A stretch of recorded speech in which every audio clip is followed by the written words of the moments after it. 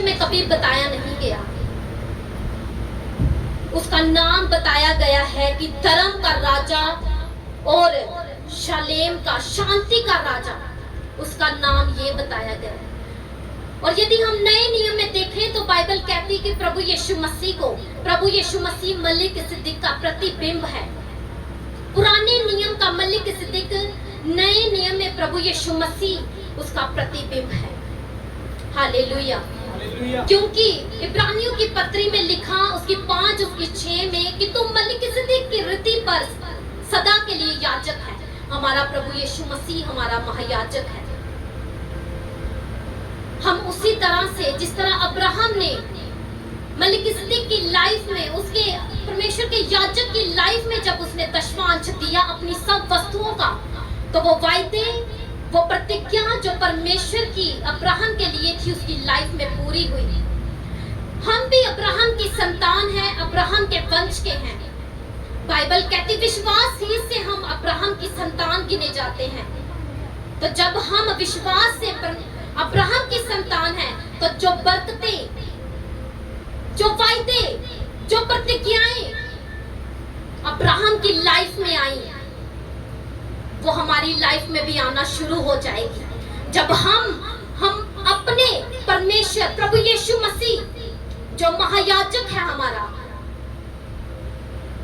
जब हम परमेश्वर को अपना दशमांश देते हैं, तो वो प्रतिज्ञाएं, वो वायदे जो अब्राहम की लाइफ में पूरे हुए, वो उसकी बरकतों के हकदार फिर हम भी होते हैं। हालेलुया। फिर उसके काम हमारी लाइफ में प्रकट होते और फिर हमारे सब काम सफल होते जब परमेश्वर के वचनों को हम पूरा करते हैं। याद रखिए, जब हम बोलते हैं, हम दशमांश देते हैं, हम क्या करते हैं? हम वचनों को पूरा करते हैं। हम परमेश्वर के उस कहे अनुसार चलते हैं, परमेश्वर के प्रति अपने प्रेम को साबित करते हैं। बाइबल कहती है अब्राहम बोने वाला व्यक्ति था, इसीलिए कहते कि सबसे अमीर और सबसे उसकी जो प्रॉपर्टी थी सबसे अधिक थी, क्योंकि वो बोने वाला व्यक्ति था। जब उसने बोया तो अपनी लाइफ में अद्भुत, उसने बड़े चमत्कारों को, बड़ी ब्लेसिंग्स को देखा अपनी लाइफ में। परमेश्वर कहता कि मैं तुझे इतना ब्लेस करूंगा, आकाश के तारों की मानिंद, रेत के बालू के किनकों की तरह, जिसे कोई, जब इन्हें कोई गिन नहीं सकता तो तेरी वंशों को भी कोई गिन नहीं सकेगा, तेरी ब्लेसिंग्स को कोई गिन नहीं सकेगा। हालेलुया।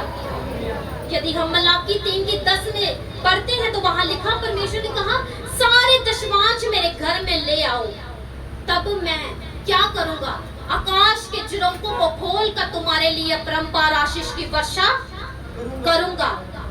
कब करूंगा? परमेश्वर कहता है सारे दशमांश, अपनी कमाई का पहला हिस्सा, अपनी कमाई का जो 10वां हिस्सा है, उसे परमेश्वर के भवन में ले आओ। इससे क्या होगा? ताकि तेरी बरकतें रुक ना जाए। दशमांश जब हम रोकते हैं, याद रखना हमारी बरकतें रुकती हैं। आज बहुत से लोग बरकतों को नहीं ले पाते, नहीं देख पाते, वो बरकत में नहीं है। क्यों?